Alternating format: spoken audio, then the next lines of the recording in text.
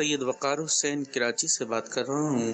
مفتی صاحب کی بارگاہ میں عرض یہ ہے کہ اگر کسی شخص کی اتنی تنخواہ ہو جو 52.5 تولہ چاندی نصاب کی مقدار کو پہنچتی ہو، مثلا آج کل کے اعتبار سے لگ بھگ 40,000 اس کی تنخواہ ہے۔ اب اگر پہلی تاریخ کو اس کے اکاؤنٹ میں یہ تنخواہ آتی ہے اور انگریزی حساب کے مہینے کی 2 یا 3 تاریخ کو عید شروع ہو جاتی ہے تو اب اس کے اکاؤنٹ میں یہ تنخواہ موجود ہے اور عید کا دن آ چکا ہے، تو کیا اب اس پر قربانی کرنا لازم ہوگا؟ جبکہ وہ جو تنخواہ ہے وہ اتنی ہی اس کی بنتی ہے کہ جو اس کے ضروری اخراجات ہیں، گھر کا کرایہ وغیرہ اور جو ضروری اخراجات مہینے کے ہوتے ہیں، وہ ان میں تقریباً 40,000 اس کے ہر مہینے ختم ہو جاتے ہیں، کچھ اتنا اس کے پاس بچتے نہیں ہیں، تو ہینڈ ٹو ماؤتھ ہی وہ شخص رہتا ہے۔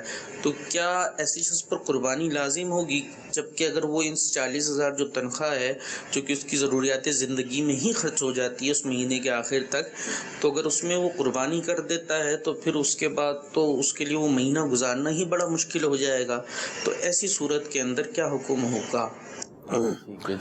سوال بڑا آسان ہے، سمپل ہے، بہت خوبصورت سوال ہے، لیکن جواب کے لیے تہ میں داخل ہونا ضروری ہے۔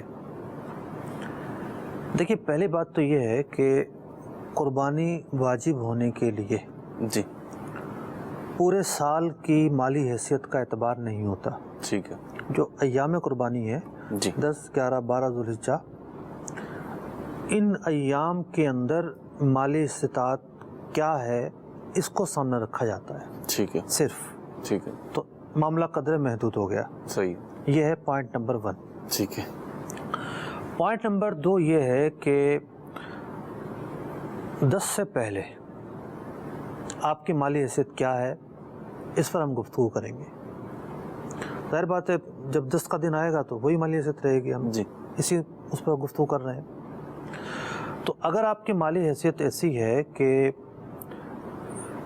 آپ کے پاس 52.5 تولہ چاندی کی مقدار جو بنتی ہے اس کے اعتبار سے کیش موجود ہے، یا زائد ضرورت ساز و سامان کو دیکھیں، اس کی قیمت ملا کر آپ کی ملکیت میں اتنا سامان پایا جا رہا ہو، اور بھی دیگر چیزیں ہیں، لیکن جب بھی ان مسائل کا تذکرہ ہوتا ہے اس بات کی صراحت کی جاتی ہے کہ یہ رقم قرض سے زائد ہو، یہ رقم حاجت اصلیہ سے زائد ہو۔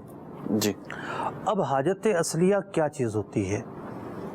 دیکھیے، جو گھر کا کرایہ ہے جو آپ نے دینا ہے یہ حاجت اصلیہ میں شامل ہے۔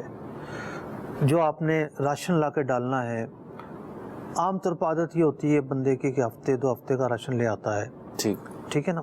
بعض اوقات جو ہے وہ آج کل تو دور چلا گیا، لیکن پہلے تھا کہ ٹیلی فون کے کنیکشن لگے ہوتے تھے، ان کا بل چڑھا ہوتا تھا، بجلی کا بل چڑھا ہوتا ہے، گیس کا بل چڑھا ہوتا ہے، تو جو ڈیوز ہیں، واجب الادا جو ڈیوز ہیں، یہ پتہ ہے کہ اتنا جانا ہی ہے، ان کو بھی الگ کریں گے۔ تو حاجت اصلیہ میں کیا کیا چیزیں داخل ہوں گی، کیا کیا داخل نہیں ہوں گی، اصل سمجھنے کی یہ چیز ہے۔ تو ان کو الگ کر کے پھر یہ دیکھیں گے کہ آپ کی جو آپ کے پاس اس تاریخ کو جو مقررہ تاریخ ہے کتنی رقم موجود ہے۔ اس سے ایک دن پہلے آپ کے پاس 1 لاکھ روپے موجود تھے اور آپ نے غربا میں بانٹ دیے، اب آپ کا لاش ہیں، ٹھیک ہے، تو قربانی واجب نہیں ہوگی۔